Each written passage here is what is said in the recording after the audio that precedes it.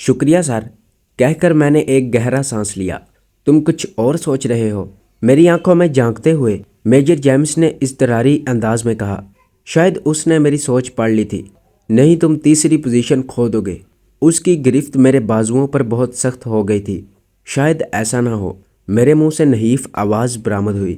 Major James نے میرے بازو چھوڑ کر دونوں ہاتھ آپس میں رگڑے۔ اوکے اوکے، میں کچھ نہیں کہتا، مگر ایسا ہو گیا تو بہت انوکھا ہوگا۔ اس نے سارا بوجھ میری جانب منتقل کر دیا۔ وہ واقعی ایک ذہین انسٹرکٹر تھا کہ اپنے شاگرد کی آنکھوں میں دیکھ کر اس کا ارادہ جان گیا تھا۔ سردار، اپنی ذمہ داری سنبھالو۔ شری کانت اور راجپال کے مردہ چہروں پر ایک نگاہ ڈال کر میں دوبارہ فائر کرنے کے لیے لیٹ گیا۔ سردار، جو 1800 میٹر کے فاصلے سے 2 گولیوں کو ہٹ ہوتے دیکھ کر خوشی سے کھل اٹھا تھا، جی ذیشان بھائی کہہ کر میرے قریب آ گیا۔ اس نے میری کمر کے قریب بیٹھ کر اپنا ہاتھ میرے کندھے پر رکھ دیا۔ گویا اس وقت اس کی دعائیں، اس کا حوصلہ، اس کی قوت، سب کچھ مجھے مل گیا تھا۔ میں اکیلا نہیں تھا، ہم 2 تھے، اور یہ سنائپرز کا خاص انداز ہوتا ہے۔ کسی بھی مشکل فائر کے وقت اسے اپنے ساتھی کا جذباتی سہارا چاہیے ہوتا ہے۔ اور پھر سردار کا ہاتھ مجھے اپنے مشفق استاد عمر دراز کا ہاتھ لگا۔ اس کے ساتھ میری سماعتوں میں استاد عمر دراز کی سرگوشی گونجی۔ ذیشان بیٹا، ناممکن صرف وہ کام ہے جس کے بارے میں سوچا نہ جا سکے۔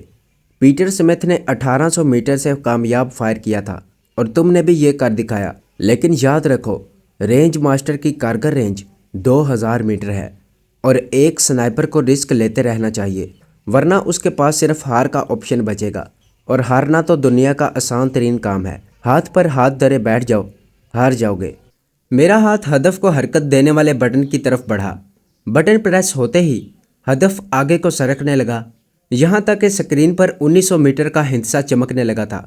اگر میں 1900 سے گولی ہٹ کر لیتا تو مجھے 9 نمبر ملتے، اور 25.25 نمبروں کے ساتھ ہم پہلی پوزیشن حاصل کر لیتے۔ اپنی جسمانی حیت درست کر کے میں نے رائفل کے بٹ کو اپنے دائیں کندھے میں پھنسایا۔ بایاں ہاتھ بٹ پر رکھ کر میں نے رائفل کو مضبوطی سے جکڑا۔ اپنی بائیں آنکھ بند کر کے میں نے دایاں گال مخصوص جگہ پر ٹیکا، آنکھ کو ٹیلیسکوپ سائٹ کے عدسے سے برابر فاصلے پر ایڈجسٹ کیا، اور میری دائیں آنکھ کی دید ٹیلیسکوپ سائٹ کے عدسوں سے گزرتی ہوئی 1900 میٹر دور موجود ہدف پر جا رکی۔ میں نے شست درمیانی نقطے سے ذرا نیچے لی تھی، کیونکہ 1800 میٹر کے فاصلے سے فائر ہونے والی گولی درمیانی نقطے سے چند انچ اوپر لگی تھی۔ دائیں ہاتھ کی شہادت کی انگلی نے ٹریگر کے گرد اپنا گھیرا تنگ کیا، اور پھر سانس روکتے ہوئے میں نے ٹریگر پریس کر دیا۔ اس کے ساتھ ہی میں نے اپنی آنکھیں بند کر کے اپنا ماتھا زمین پر ٹیک دیا۔ بالکل خاموشی چھا گئی تھی، اور پھر اس خاموشی کو میجر جیمس کی پاٹدار آواز نے توڑا، ناقابل یقین، اور اس کے ساتھ میرے کانوں میں تالیوں کی آواز گونجی۔ تمام سنائپرز آہستہ آہستہ اسی فائرنگ اڈے کے قریب جمع ہو گئے تھے۔ مبارک ہو ذیشان بھائی، سردار خان کی خوشی سے چہکتی ہوئی آواز نے میرے کانوں میں رس انڈیلا، اور میں گہرا سانس لے کر کھڑا ہو گیا۔ سردار خان جوش انداز میں مجھ سے لپٹ گیا تھا۔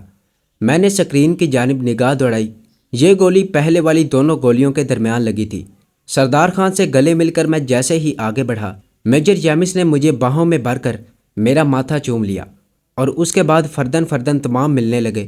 شری کانت اور راجپال وہاں سے کھسک لیے تھے کہ کوشش کے باوجود مجھے نظر نہ آئے۔ جینیفر البتہ ایک جانب کھڑی ہونٹ کاٹ رہی تھی۔ اس نے گہری نظروں سے میری جانب دیکھا ضرور تھا، مگر مبارکباد دینے آگے نہیں بڑھی تھی۔ میں نے ایک لمحے کے لیے اس کی آنکھوں میں آنکھیں ڈال کر دیکھا، اور پھر اپنی رائفل کی جانب بڑھ گیا، کیونکہ میجر جیمس نے واپسی کا اعلان کر دیا تھا۔ اپنی رائفل کو بیگ میں رکھتا ہوا سردار خان دوبارہ مجھ سے لپٹ گیا۔ شکریہ ذیشان بھائی، تم نے مجھے بہت بڑی شرمندگی اور پشیمانی سے بچا لیا۔ نہیں سردار، شکریہ تمہارا کہ مجھے یہ موقع فراہم کیا، ورنہ دوسری صورت میں کبھی بھی اتنا بڑا رسک نہ لے پاتا۔ ان بنیوں کی شکلیں اس وقت دیکھنے والی تھیں جب تم 1800 میٹر سے دوسری گولی بھی ہٹ کرنے میں کامیاب ہو گئے تھے۔ ویسے نظر نہیں آئے؟ نظر تو اب وہ کافی دن تک نہیں آئیں گے، سردار خان نے کہا لگا کر کہا، اور ہم پارکنگ میں کھڑی لگژری بس کی طرف بڑھ گئے۔ اتوار کا دن ہم دن چڑھے تک سوتے رہے۔ اٹھے تو دوپہر کے کھانے کا وقت تھا۔ حوائج ضروریہ سے فارغ ہو کر ہم ڈائننگ روم کی جانب بڑھ گئے۔ وہاں ہمیں بس چند آدمی ہی نظر آئے۔ جاپانی لیزونا اپنے ساتھی کے ہمراہ موجود تھی۔ ہمیں دیکھتے ہی وہ مسکرانے لگی۔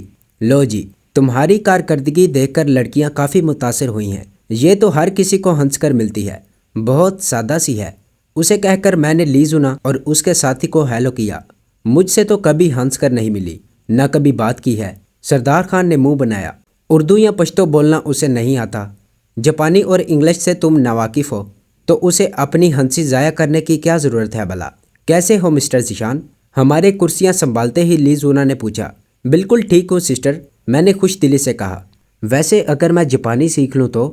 سردار خان نے میرے کان میں سرگوشی کی۔ کیا فائدہ؟ جب تک تم جاپانی سیکھو گے لی زونا بوڑھی ہو چکی ہوگی۔ تم میرے بارے میں کیا کہہ رہے ہو اپنے ساتھی سے؟ میرے ہونٹوں سے اپنا نام سن کر لی زونا نے دلچسپی سے پوچھا۔ میں نے بغیر لگی لپٹی رکھے کہا، میرا ساتھی جاپانی زبان سیکھنے میں دلچسپی ظاہر کر رہا تھا، تو میں نے مشورہ دیا کہ اس کا کوئی فائدہ نہیں، کیونکہ جب تک تم جاپانی زبان سیکھو گے لی زونا بوڑھی ہو چکی ہوگی۔ لی زونا اور مانن لی نے زوردار کہکہا لگایا۔ محترم، یقیناً تم نے اصل بات پھوٹ دی ہوگی، اسی لیے یہ دونوں اتنا زور سے ہنسے ہیں، سردار نے کہا۔ ویسے سودا گھاٹے کا نہیں ہوا، ہنستے ہوئے یہ اور بھی خوبصورت لگتی ہے، اسے بتا دو۔ کہہ دو میری صحت پر کیا اثر پڑتا ہے، بات بگڑنے لگی تو میں مکر جاؤں گا۔ انہیں کون سا اردو زبان سمجھ میں آتی ہے؟ ویسے تمہارا ساتھی چاہے تو میں اسے بوڑھا ہونے سے پہلے جاپانی سکھا سکتی ہوں، لی زونا نے شرارت بھرے لہجے میں کہا۔ میں نے اس کی بات کا ترجمہ سردار کے سامنے دہرایا۔ مکمل زبان سیکھنے کی ضرورت نہیں، بس اتنا ہی سکھا دے کہ کسی کو آئی لو یو کیسے کہتے ہیں۔ اور میرے منہ سے سردار کا جواب سن کر مانن لی تو زور زور سے ہنسنے لگا، البتہ لی زونا شرما کر کہنے لگی، شکل سے تو بہت بھولا لگتا ہے۔ واقعی میں یہ سب کچھ اسی نے کہا ہے یا تم اپنی طرف سے کہے جا رہے ہو؟ تمہیں کیسے یقین آئے گا؟ اچھا چھوڑیں۔ وہ اپنے سامنے دری پلیٹ کی جانب متوجہ ہوئی۔ کیا کہہ رہی ہے؟ سردار خان نے بےتابی سے پوچھا۔ خان صاحب، میرا خیال ہے چنارے بیگم کے ہاتھوں حرام موت مرنے سے بہتر ہے تم کسی مشن میں جام شہادت نوش کرو۔ اس میں چنارے بیگم کہاں سے آن ٹپکی اور اسے بھلا یہ کون بتائے گا؟ تو کیا لی زونا کے ہاتھوں گولی کھانی ہے؟ کافی اچھا نشانہ ہے، کل 10 پوائنٹ حاصل کیے ہیں محترمہ نے۔ اب تم نے پھر اس کا نام لے لیا اور وہ ہماری جانب دیکھ رہی ہے، کیا سوچ رہی ہوگی ہمارے بارے میں؟ لی زونا کو اپنی جانب گورتا پا کر سردار خان پریشانی سے بولا۔ میں نے اطمینان سے کہا، ہمارے نہیں، تمہارے بارے خان صاحب۔ لی زونا نے ٹیشو اٹھا کر ہاتھ صاف کیے اور اپنی شست سے اٹھتے ہوئے بولی، ویسے میں کافی بہت اچھی بناتی ہوں ذیشان صاحب۔ مالی بھی اس کی تقلید کرتے ہوئے کھڑا ہو گیا۔ ضرور، میں نے خوش دلی سے کہا، ڈنر کے بعد ہم تمہارا ٹیسٹ لینے آئیں گے۔ تو یہ تھی ہماری آج کی ایپیسوڈ۔ امید کرتا ہوں کہ آپ کو یہ کہانی اچھی لگی ہوگی۔ اسے لائک کریں، شیئر کریں اور کمنٹ میں اپنا اظہار خیال ضرور پیش کریں۔